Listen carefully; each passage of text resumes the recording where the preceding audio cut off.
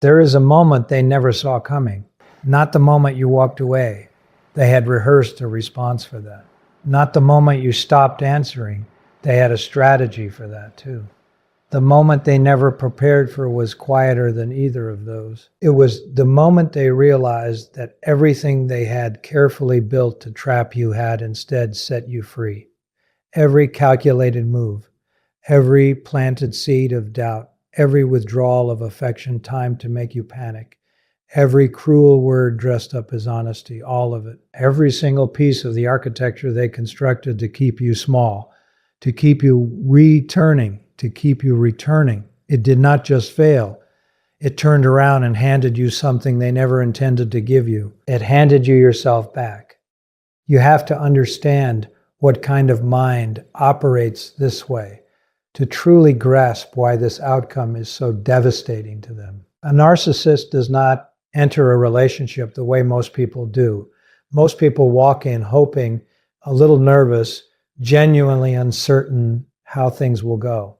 A narcissist walks in already calculating. They are scanning from the very first interaction, not for compatibility, not for connection, but for leverage.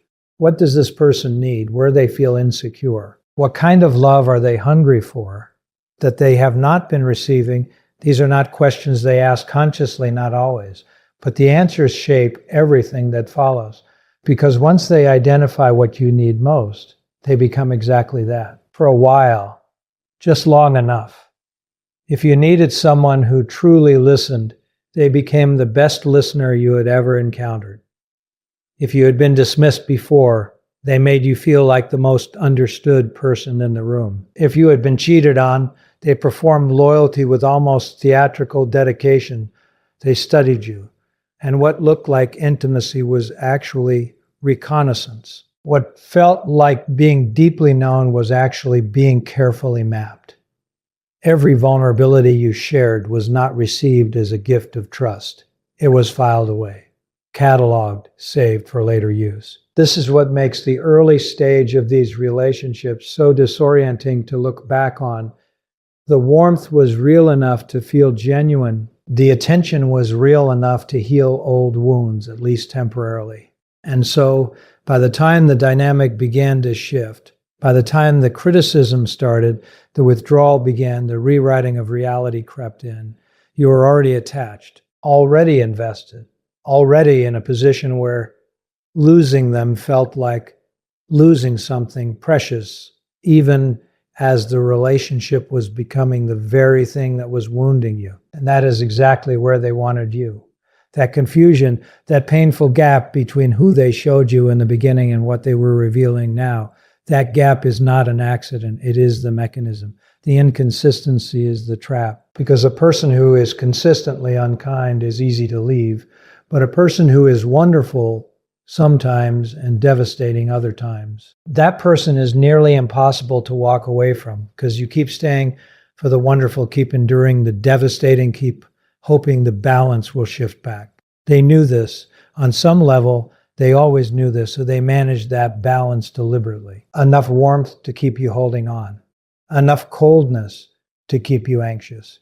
Enough praise to make you crave more. Enough criticism to make you feel like you needed to earn it. They pushed you toward the edge and pulled you back. They created the wound and offered themselves as the cure. And as long as that cycle continued, they had exactly what they needed from you. Your attention, your energy, your emotional investment, your constant effort to fix something they had no intention of letting you fix. What they did not plan was what happens to a person who lives inside that kind of pressure long enough. They assumed pressure would crush you.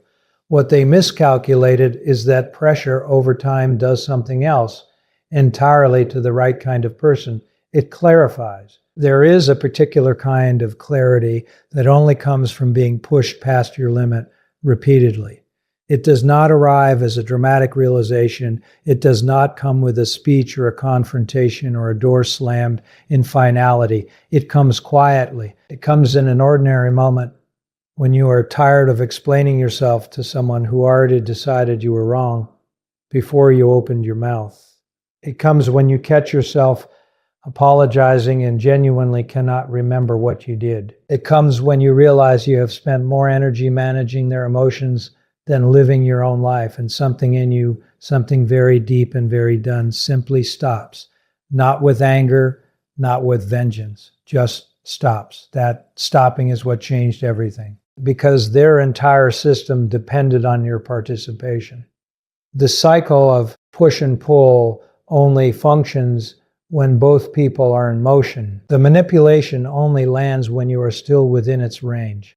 The tactics, the silent treatment, the blame shifting, the subtle humiliations dressed up as jokes, all of these require a specific response from you to work. They require your fear, your guilt, your reaching back, your trying harder.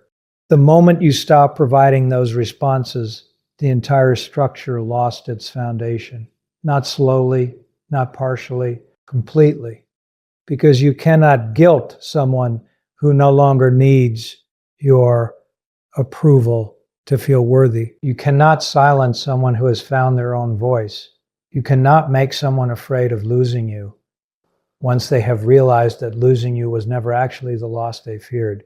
The real loss had been losing themselves, and that loss had been losing themselves, and that loss had been appending quietly for years while they stayed. This is the part that made them mad. This is the part that shocked them. Not that you left. Plenty of people had left them before, and that had stung, yes, but it had also been manageable. They had a story ready for people who left. Those people were ungrateful, unstable, too sensitive to handle real love.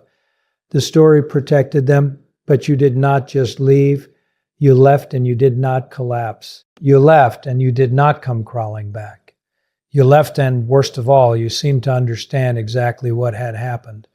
And that understanding made you untouchable in a way they had never had to face before. 10:24 p.m., there is nothing more disorienting to a person who has built their entire identity around control than encountering someone they can no longer control. Think about what that means for a moment. Their sense of self, their confidence, their superiority, their belief in their own exceptional intelligence is not built on genuine accomplishment or inner security. It is built on evidence, and the primary evidence they collect is the effect they have on other people. When they speak, people react. When they withdraw, people pursue. When they criticize, people shrink. When they charm, people soften. Every one of these reactions is data that confirms what they most need to believe about themselves. That they are powerful, that they matter, that they are the most important variable in every room they enter. You were, for a long time, one of their most reliable sources of that confirmation. And then you stopped. You have to sit with how significant that is to truly understand the rage that followed. It was not the rage of heartbreak. Heartbreak comes from love. And what they felt for you was never really love in the way you understood that word. It was ownership dressed in the language of love. It was need disguised as devotion. What they felt when you stopped responding to them, when you stopped flinching at their coldness and stopped lighting up at their rare warmth, was not grief. It was something closer to a craftsman watching their most reliable tool suddenly refuse to function. There is frustration in that. There is confusion in that. And underneath both of those, for the first time in a long time, there is fear. Because here is what your indifference exposed, not just to you, but to them. Their power was never intrinsic. It was never something they actually possessed. It was something you were extending to them.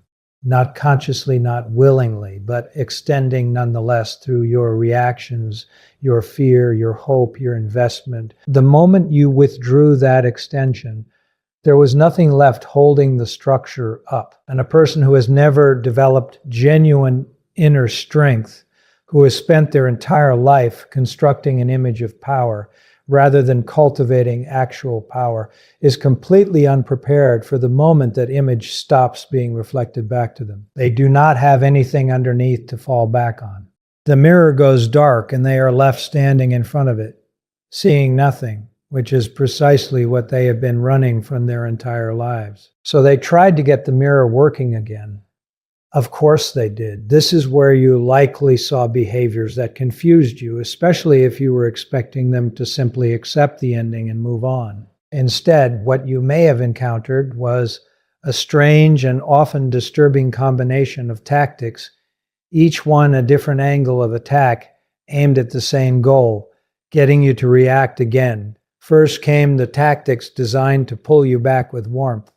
Sudden reappearances with the early version of themselves, the charming, attentive, generous version you had first fallen for. Messages referencing shared memories framed in nostalgia, as though the relationship had been beautiful throughout, rather than beautiful only in its opening chapters. Apologies that sounded, on the surface, like genuine accountability, but were actually perfectly constructed to reignite your hope without committing to any real change.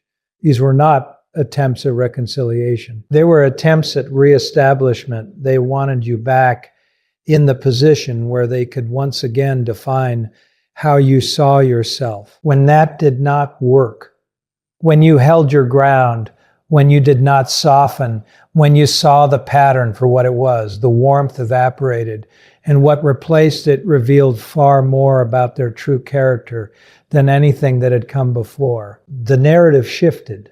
Suddenly, you were no longer the person they were trying to win back.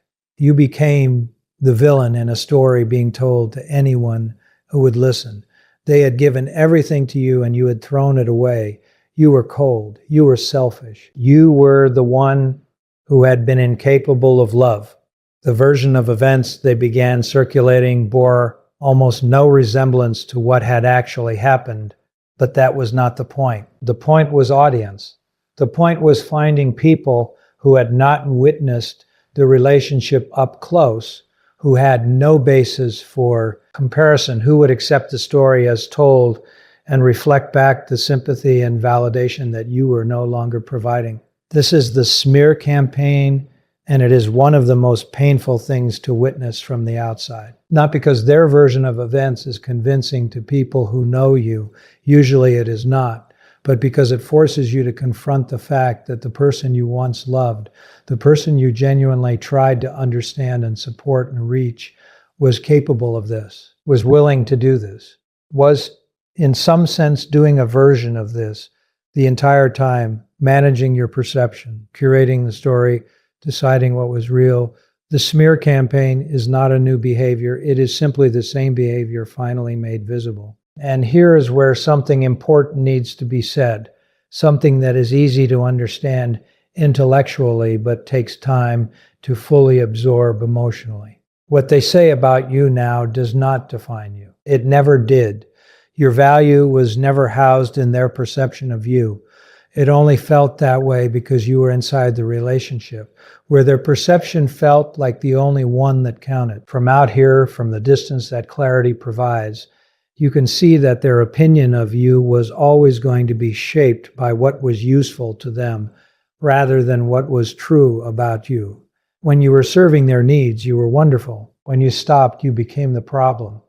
Neither version was accurate. Both versions were strategic. You were never really seen by them. You were always being managed. That realization, when it lands fully, is both devastating and liberating. Devastating because it means the relationship you grieved was never entirely real. Liberating because it means the person they are currently describing to others is not entirely real either. You do not have to defend yourself against a fiction. You do not have to correct an narrative built for an audience you are never performing for. You just have to keep being exactly who you are, quietly and consistently, because the truth of who you are has never required their endorsement and does not require it now. The most sophisticated trap they ever set for you was not the silent treatment. It was not the gaslighting, not the manufactured jealousy, not the carefully timed moments of coldness designed to make you question your own worthiness. The most sophisticated trap was the version of yourself they convinced you to believe in. The small version, the difficult version, the too sensitive, too emotional, too demanding, never quite enough version. That version of you was not discovered by them. It was constructed by them. Built brick by brick, through repeated suggestions, subtle corrections, and the slow erosion of your confidence in your own perception. And the cruelty of it is that it did not feel like an attack. It felt like honesty. It felt like someone finally telling you the hard truth that everyone else was too polite to say. That is the signature of truly sophisticated manipulation. It does not feel like manipulation. It feels like clarity. When someone you love tells you that your feelings are an overreaction, you do not immediately think they are lying. You think you are overreacting. When someone who claims to know you better than anyone tells you that your expectations are unreasonable, you do not immediately think they are rewriting reality. You wonder whether your expectations need adjusting. When someone presents themselves as the patient one, the rational one, the one who is simply trying to help you grow, and frames every conflict as evidence of your instability rather than their behavior, you do not immediately recognize the frame. You step into it. You start seeing yourself through it. And over time, without fully realizing it is happening, you begin policing yourself through their eyes, shrinking preemptively to avoid the criticism, apologizing before you are even certain what you did, measuring every feeling against their standard of what is acceptable before allowing yourself to feel it fully. This is what they built, and this is what they were certain would keep you. Because a person who does not trust their own perception, who has learned to outsource their sense of reality to someone else, who measures their own worth through the eyes of the person who diminished it, that person does not leave easily. Leaving requires a level of self-trust that the relationship was specifically designed to dismantle. And so when you did leave, when you found that self-trust again somehow, when you pieced it together from whatever fragments remained and made the decision to walk away and stay away, you were not simply ending a relationship. You were dismantling their most complex and long-running construction. You were stepping outside the frame they had spent months or years carefully building around you. No wonder it unraveled them. No wonder the response was so disproportionate, so relentless, so bizarrely intense for someone who claimed in their more dismissive moments that you were not that important to them anyway, because you were not leaving them. Not really. Not in the way that threatened them most. What you were leaving was the role they had assigned you. And the role was load-bearing without someone to be superior to. Their superiority has no foundation. Without someone to correct, their authority has no subject. Without someone to manage, their control has nothing to grip. You are not just a person in their life. You were a structural element in the story they told about themselves. And when you walked out, the ceiling came down. Now here's what they will never say out loud.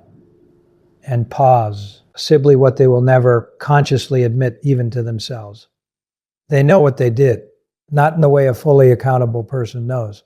Not with remorse, not with the willingness to name it clearly and make genuine amends. But they know in the way a person who has done something knows, in the body, in the quiet moments when the distractions thin out, in the particular quality of their anger, which is not quite the clean anger of someone who was wronged, but the dirtier, more complicated anger of someone who was caught. They remember the specific words they used to make you doubt yourself. They remember the moments they deliberately pushed past what they knew was your limit, not in the heat of genuine emotion, but with a certain cold calculation, testing how far the boundary would move, filing away the answer for future use. They remember, and the memory is not a source of guilt so much as a source of frustration, because none of it worked the way it was supposed to. That frustration is important to name because it tells you something true about the nature of what you were dealing with. A person who hurts someone accidentally through their own unhealed wounds or unconscious patterns experiences guilt when the damage becomes clear. Guilt points inward. What a narcissist experiences in this situation is not guilt. It is grievance. The frustration points outward at you, at the situation, at the inexplicable failure of tactics that have always worked before. How dare the plan not work? How dare you not respond the way the pattern predicted? There is something almost petulant in it. Underneath the rage, the affronted disbelief of someone who has always been able to reorder reality through sheer force of will, suddenly encountering a reality that will not reorder. You became, simply by healing, one of the most confronting things they have ever faced. And what you need, hold on to, especially in the moments when the doubt creeps back in.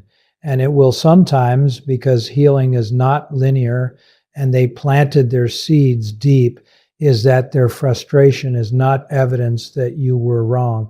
It is evidence that you were right. A person with nothing to hide does not respond to someone leaving with a campaign to destroy their reputation. A person who genuinely loved you does not reach for your most private vulnerabilities as weapons the moment you stop being useful. A person who is actually the rational one, the patient one, the one who just wanted the best for you, does not fall apart at the seams the moment you believe them and take your needs elsewhere. The unraveling you are watching from a safe distance is not caused by your cruelty. It is caused by your clarity. And clarity, to someone who has survived entirely on confusion, is the most threatening force imaginable. You simply stopped doing it for them. You stopped providing the confusion they needed to operate within. You stopped being the audience for a performance that was always, at its core, about their need to feel powerful. And in stepping off that stage and walking calmly into your own life without looking back for their approval, you did not wound them with a weapon. You simply let reality arrive. And reality, for someone who has spent a lifetime constructing elaborate defenses against it, hits harder than any weapon you could have chosen. There is a particular kind of freedom that exists on the other side of this that is almost impossible to describe to someone who has not lived it. It is not the loud freedom of a celebration or the dramatic freedom of a movie ending where the music swells and everything resolves cleanly. It is quieter than that. It lives in small moments. It lives in the morning when you wake up and realize your first thought was not about them, not about what mood they would be in, not about what version of yourself you needed to prepare, not about what you might have done wrong yesterday that would require navigating carefully today. It lives in the moment you express an opinion, and do not immediately scan the room for signs of disapproval. It lives in the moment you feel an emotion, real, full, uncensored, and simply feel it without first running it through the filter of whether they would find it acceptable. These small moments are the real measure of how much the relationship had cost you. They are the real measure of how much you have reclaimed. Because that is the thing about this kind of recovery that is rarely spoken about with enough honesty. The goal was never to defeat them. The goal was never revenge, never exposure, never making them understand the damage they caused, though that desire is entirely human and nothing to be ashamed of. The goal, whether you named it this way or not, was always to get back to yourself, to find again the person who existed before the relationship began quietly editing them, the person who trusted their own instincts, the person who did not apologize for taking up space, the person who knew without needing it confirmed by someone else that they were worthy of real love, not the conditional, managed, performance-based substitute that had been offered to them, but actual love, the kind that does not require you to shrink or perform or constantly prove your value to someone who keeps moving the standard just out of reach. That person did not disappear during the relationship. They were suppressed. They were argued out of their own certainty, worn down by repetition, buried under layers of self-doubt that were carefully applied by someone who understood that your confidence was the greatest threat to their control. But suppressed is not the term. Same as gone. And one of the most quietly extraordinary things about the human capacity for healing is that the self, when finally given room to breathe, begins to resurface, not all at once, not without difficulty, but steadily, stubbornly, with a persistence that mirrors exactly the persistence they tried to use against you. You are still here, clearer than before, harder to manipulate than before, more certain of your own worth than you have been in years. And that is not despite what they put you through. It is in a way that costs them deeply to acknowledge because of it. This is the backfire they cannot stomach. Not that their tactics failed. Failure they could rationalize. Not that you left.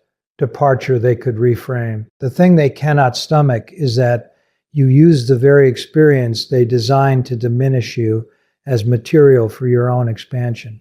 Every moment of deliberate confusion taught you to trust your gut more fiercely. Every time they tried to rewrite reality, you developed a sharper eye for truth. Every time they dismissed your needs as excessive, you learned more precisely what your needs actually were and why they deserved to be met. Every cruelty that was designed to make you smaller made you, instead, more fluent in your own boundaries. They handed you a master class in exactly what you would never again accept, and you graduated. The version of you that exists now is not a wounded version limping away from a battlefield. It is a version that was forged in a particular kind of fire and came out knowing things about itself that most people never have to learn. You know what it feels like to have your reality systematically questioned, and you know now that your reality was real. You know what it feels like to lose yourself inside someone else's narrative. And you know now how to recognize the early signs before that process can begin again. You know what it feels like to stay in something long past the point your instincts were telling you to leave, and you have made a quiet, unbreakable promise to yourself that you will never again override that internal voice in favor of someone else's comfort. That knowledge is not a wound. It is armor, and it was paid for at a price that deserved to count for something. So you made it count. Meanwhile, they are still there, stuck in the same loop, looking for a new person to cast in the old role, carrying the same unexamined patterns into the next relationship with the same unshakable certainty that this time the other person will simply cooperate with the script. And perhaps they will find someone for a while. Perhaps the cycle will begin again somewhere else, with someone new who has not yet learned what you have learned. That is not your responsibility to prevent. You are not the guardian of every person they will encounter. Your only responsibility was to yourself, and you have honored it. What you can do and what your continued growth quietly does, without any effort or intention on your part, is exist as evidence. Evidence that the tactics do not always work. Evidence that people do heal and grow and move forward. Evidence that the control was never as absolute as they needed to believe. Every person who recovers from this kind of relationship and builds a genuinely good life afterward is a living refutation of the narcissist's worldview, which holds that people are controllable, that weakness is permanent, that the damage they inflict is lasting and defining. Your happiness is not a statement directed at them, but it is nonetheless a statement.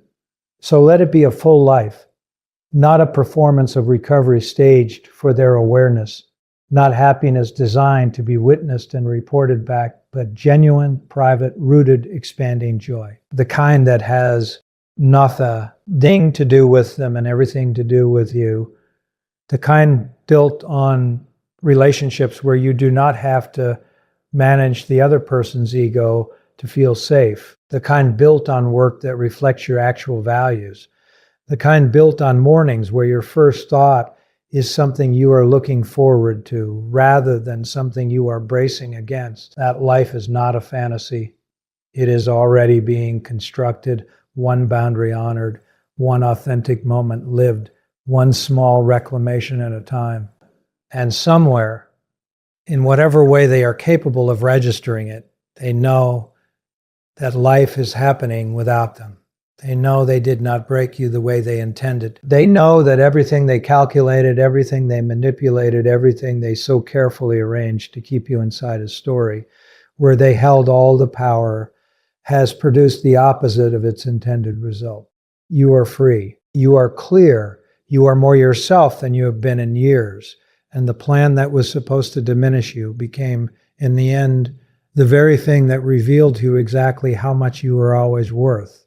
That is the backfire they never recover from. Not because it destroys them. That was never the point.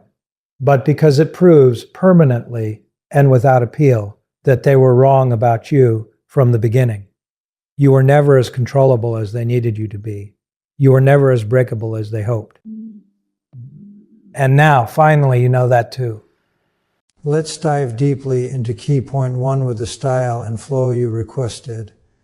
They tell you that staying at home is a sign of weakness, that real people are found in crowds and noise, in the constant chase for attention and validation. They tell you that if you prefer your own space, if you find comfort in silence, there is something wrong with you. But those people do not understand the empath. They do not understand the way your nervous system operates, the way you perceive the world, the way you feel more than you think. An empath is built differently. You are wired to sense things most people cannot see, to feel things most people cannot feel. Every interaction, every glance, every word spoken carries weight that you carry with you. You do not just observe. You absorb, you integrate, you analyze. That is why staying at home is not avoidance. It is protection. It is strategy. It is the most intelligent choice you can make in a world that does not understand the cost of emotional labor. When you step into a crowded space, most people see a party, a gathering, a chance to connect. You see a field of energy, a network of hidden currents that pull at your mind and your heart. You feel tensions that were never yours. You notice anxieties hidden behind smiles. You sense fear behind bravado. Your body reacts long before your mind even processes what is happening. You leave these spaces drained even if you appear composed. Most people will never notice because they do not feel in the same way. They take for granted that their energy is theirs alone. For you, energy is always relational. You pay a toll, an invisible cost, and that cost accumulates. Choosing to stay home is choosing to stop paying for what is not yours. It is saying that your time, your energy, and your peace are valuable.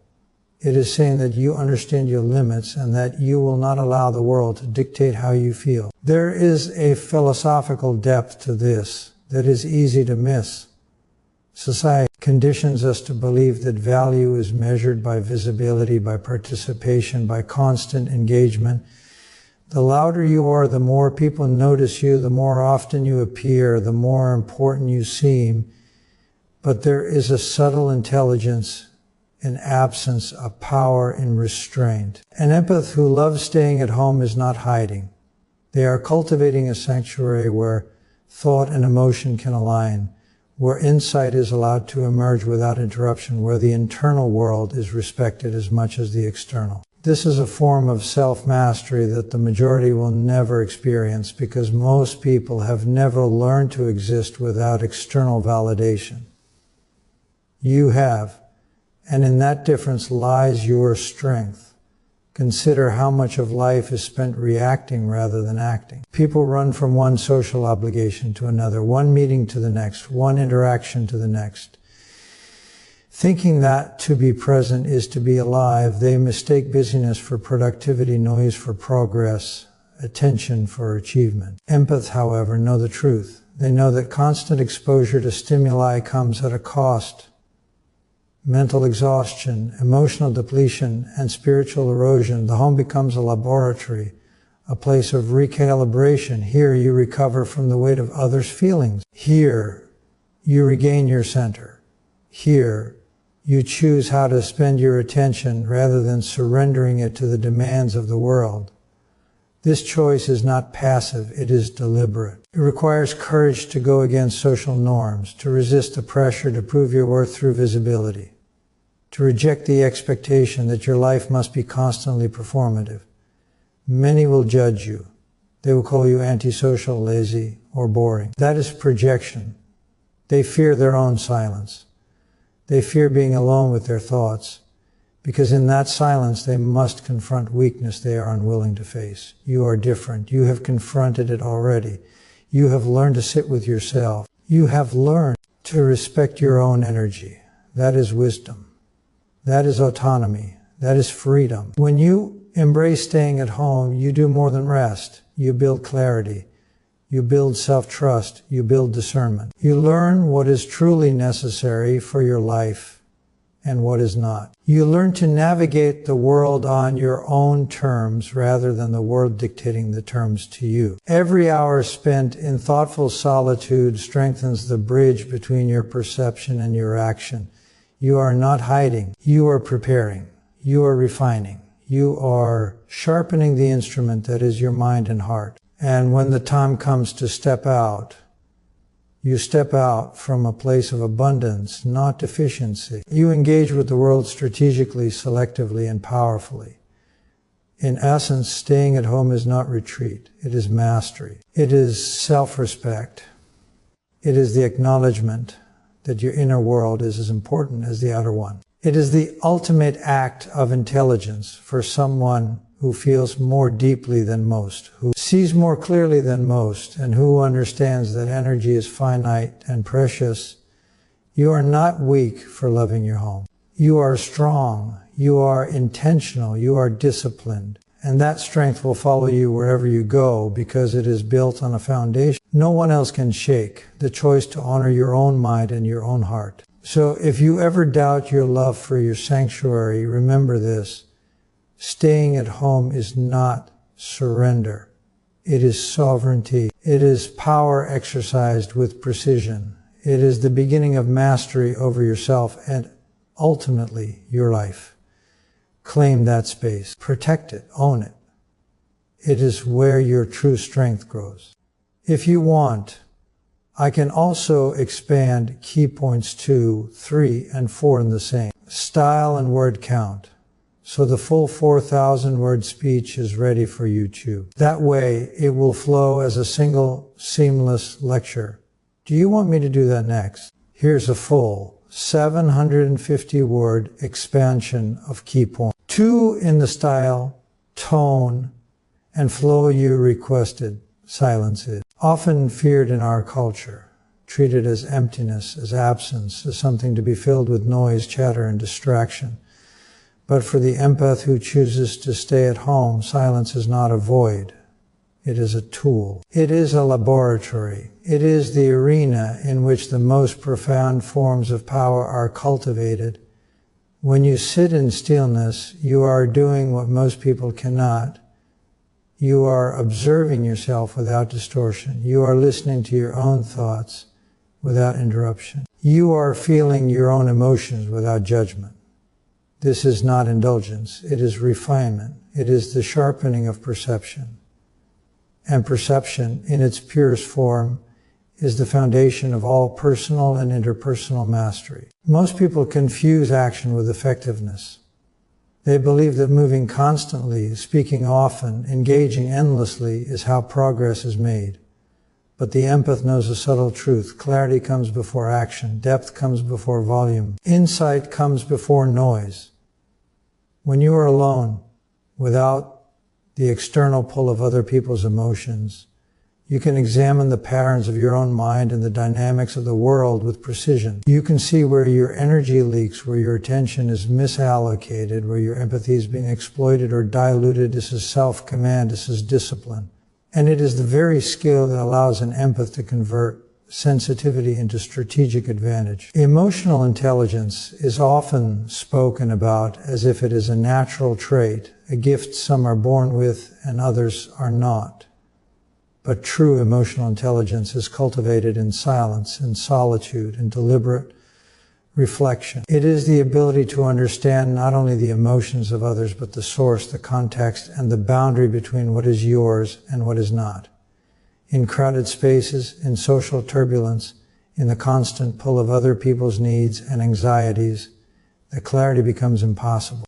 You are reacting rather than observing. You are absorbing rather than discerning.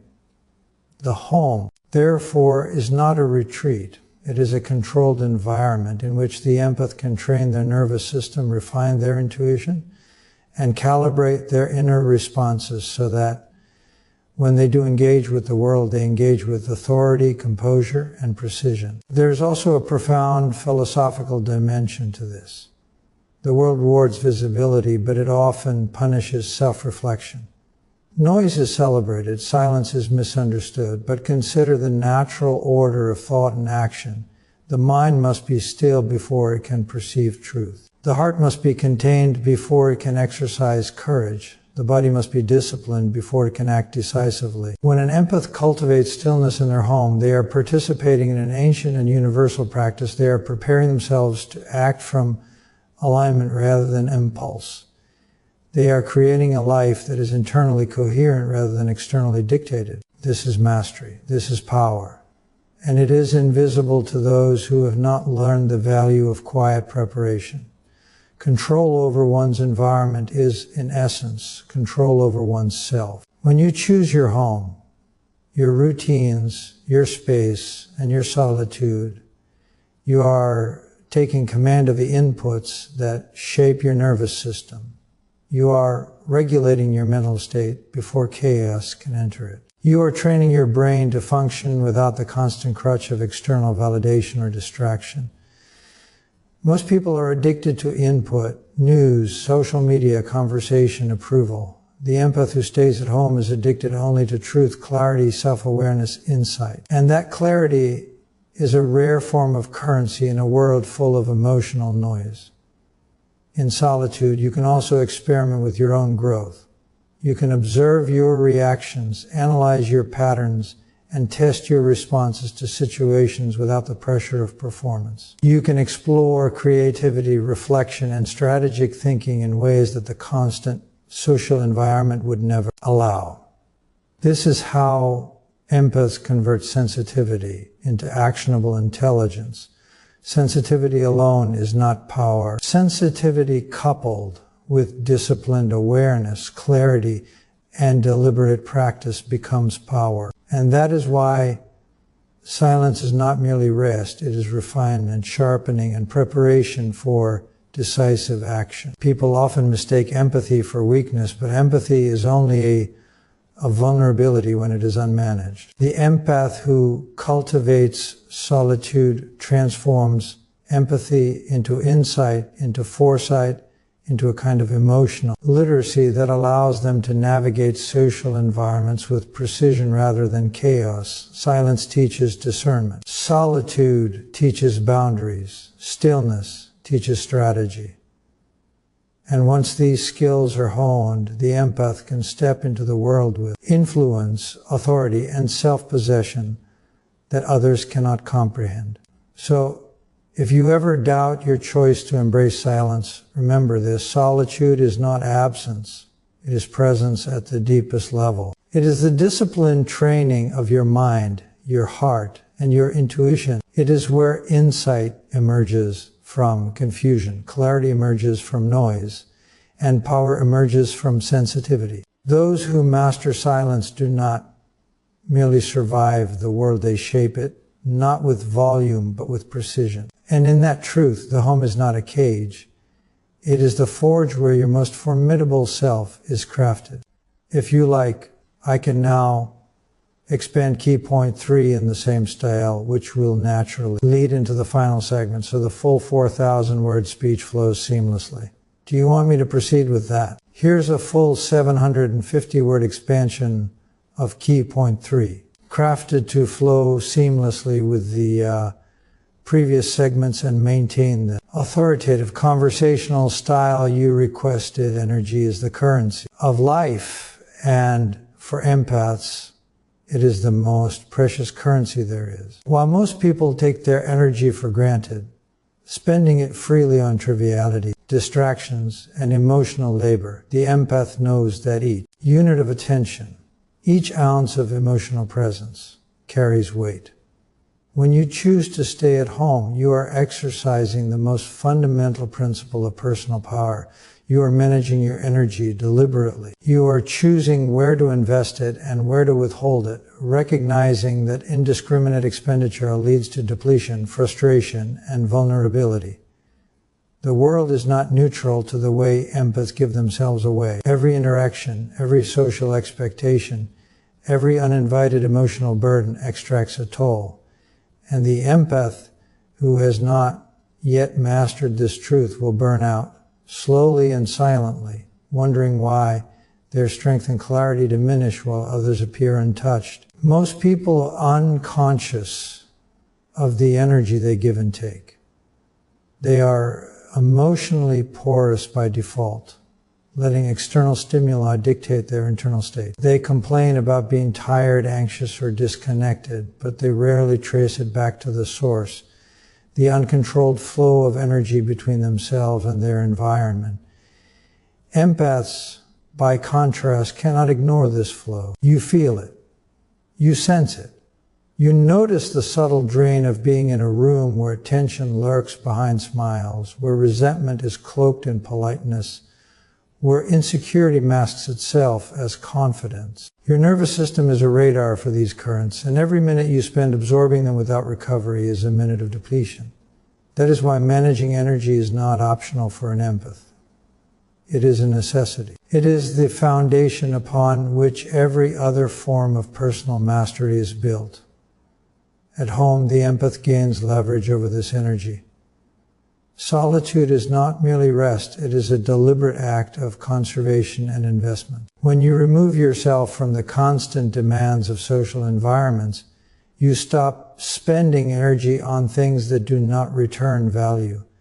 You stop paying an invisible emotional tax to people who have done nothing to earn it. And in that conservation, you create a surplus. This surplus is transformative. It allows you to focus on growth, on strategy, on creativity, and on meaningful relationships. You are no longer scattered, reacting to every impulse, every obligation, every expectation. You are concentrated. You are intentional. You are in command of yourself. There is a strategic intelligence in this that the world often overlooks. Most people live as if energy is infinite, burning it recklessly, only to wonder why their lives feel chaotic, their focus fragmented, their emotions unstable. The empath who masters energy understands that life is a system of inputs and outputs. Every hour spent with someone who drains you, every conversation that forces you to absorb negativity, every environment that overrides your equilibrium, these are not neutral. They are transactions, and every transaction has a cost. The empath who remains at home controls these transactions. They choose where to engage, when to speak, and when to remain silent. In doing so, they transform sensitivity into leverage. There is also a psychological truth here that cannot be ignored. Energy management is inseparable from autonomy. To protect your emotional and mental resources is to assert sovereignty over your life. Most people surrender their autonomy without realizing it, allowing social norms, peer pressure, or the expectations of others to dictate how they feel, what they do, and who they become. The empath who loves staying at home, however, has learned a different principle. Autonomy requires boundaries. Boundaries require discipline. Discipline requires self-awareness. And self-awareness is the outcome of deliberate reflection, solitude, and internal alignment. Energy is not just about survival, it is about freedom. When an empath invests their energy consciously, life begins to respond differently. Relationships become selective and interactions become meaningful rather than obligatory. Goals become clear rather than lost in the fog of distraction. Creativity, focus, and strategic thinking flourish.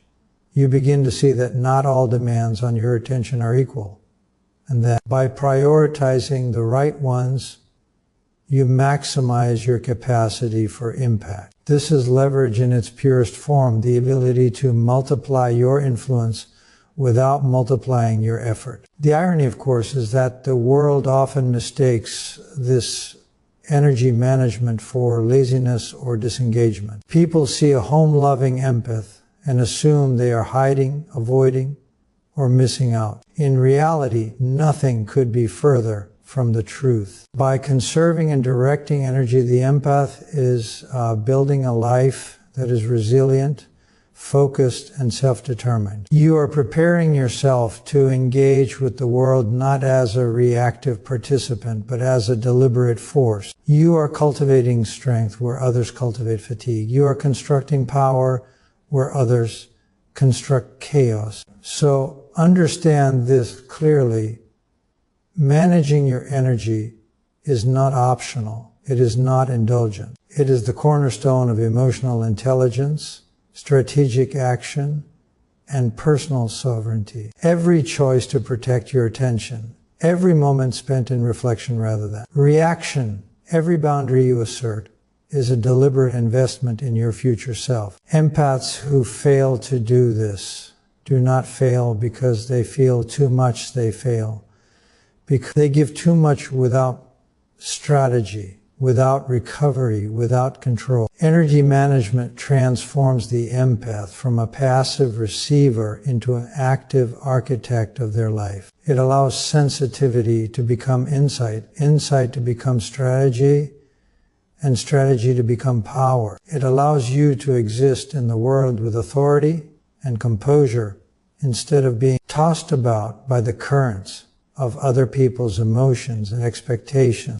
And that is the ultimate lesson. Your energy is the most tangible manifestation of your power. Protect it, direct it, and you will create a life of precision, depth, and impact. If you want, I can now expand key point 4 in the same style, completing the full 4,000 word speech so that all points flow together seamlessly for YouTube narration. Do you want me to proceed with that next? Here's a full 750 word expansion of key point 4 crafted to integrate naturally with the previous segments, maintaining the authoritative conversational style and concluding with a powerful reflection. Most people believe that strength is loud, visible, and demonstrable. Society glorifies those who shout the most, who assert themselves in every room, who leave traces of their presence everywhere they go. But real strength, the kind that endures and influences, is built quietly in the still spaces where no one is watching. The empath who loves staying at home understands this instinctively. While the world chases attention, you cultivate depth. While others expend themselves on constant performance, you conserve and direct your focus. This is not cowardice. This is strategy. This is mastery. Real power is never flamboyant. It does not require applause. It does not need to be validated externally. It grows in silence, and it is in that silence that the empath transforms sensitivity into formidable competence. Strength built in stillness is enduring because it is deliberate. It is forged through self-awareness, reflection, and disciplined preparation. When you are at home, you control your environment, your inputs, and your energy. You build routines that support focus rather than distraction. You engage in practices that strengthen mind, body, and emotion. You read, you write, you think, you plan. You confront your fears, examine your motivations, and refine your responses to the world. This is the kind of preparation that cannot be rushed or faked. It is invisible, yet it is more important than any loud declaration or performative action because it equips you to act decisively and effectively when the moment demands it. Most people misunderstand stillness. They interpret quiet as stagnation, inaction, or avoidance. They do not. See that in stillness lies the capacity to perceive what others miss. They do not realize that the empath who remains grounded in solitude is gathering information, analyzing dynamics, and building resilience. Stillness allows insight to emerge from complexity, clarity to emerge from confusion, and decisiveness to emerge from uncertainty. While the distracted and the frantic stumble blindly, The empath who has cultivated internal stability moves with precision. You understand timing, motive, and consequence in a way that others cannot, because you have taken the time to observe without interference, to reflect without judgment, and to align without compromise. There is also a psychological subtlety here. Strength in stillness requires patience, the willingness to endure the discomfort of being alone with oneself. Most people avoid solitude because it forces them to confront weaknesses, insecurities, and unresolved tension. They escape into noise, performance, or constant connection. Empaths, by contrast, do not fear introspection. They sit with their thoughts, examine their emotions, and test their own conviction. This willingness to endure the discomfort of self-examination is precisely what transforms sensitivity into resilience. It is the difference between reacting to life impulsively and responding to life intentionally. It is the foundation of authority over oneself, and ultimately over circumstances that others might find overwhelming. True strength built in stillness is also strategic. You do not engage with the world indiscriminately. You choose your interactions, your commitments, and your exposure. You enter rooms, conversations, and challenges from a place of alignment, not depletion. You do not allow your energy to be hijacked by others' expectations or emotional turbulence. In this way, stillness becomes leverage. It amplifies your influence precisely because it is not distracted, reactive, or desperate for recognition. You act from a position of composure and clarity, and the world responds differently to a person who operates with that level of internal authority. There is a philosophical truth to this that cannot be ignored. Society confuses visibility with value, volume with mastery, and busyness with achievement. The empath who cultivates stillness sees through this illusion. They understand that significance is not measured by quantity but by impact. It is not measured by how much attention you attract, but by how precisely, consistently, and intentionally you exercise your capacity. By building strength in solitude, you create the conditions for influence that is subtle yet unshakable, for action that is decisive yet measured, and for presence that commands without demanding. At home, in silence, in reflection, the empath achieves alignment of mind, heart, and spirit. This alignment produces clarity of purpose, emotional stability, and resilience in the face of pressure. It transforms empathy from a vulnerability into a strategic advantage. It allows you to act decisively, to lead without domination, and to influence without coercion. Strength built in stillness is a living testament to the fact that power need not be loud to be effective, and that influence need not be aggressive to be undeniable. So, if you ever question your choice to remain grounded in solitude, remember this. The world mistakes stillness for weakness because it is unfamiliar with deliberate strength. Your quiet preparation, your disciplined reflection, your selective engagement, these are not signs of retreat. They are the hallmarks of mastery. The empath who builds strength in stillness possesses a form of power that is rare, resilient, and profoundly impactful. It is the kind of power that endures through time, pressure, and adversity. It is the power to act decisively, to influence profoundly, and to live with intentionality.